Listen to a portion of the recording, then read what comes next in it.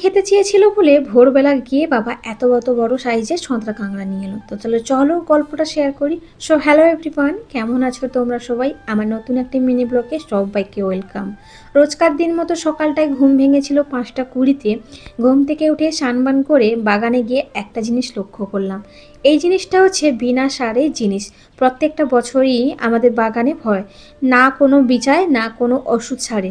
এটা কিন্তু এমনিতে দেখতে পুরো টপাকুলের মতো, কিন্তু কেউ টপাকুল ভেবে অবশ্যই খেয়ে নিও না।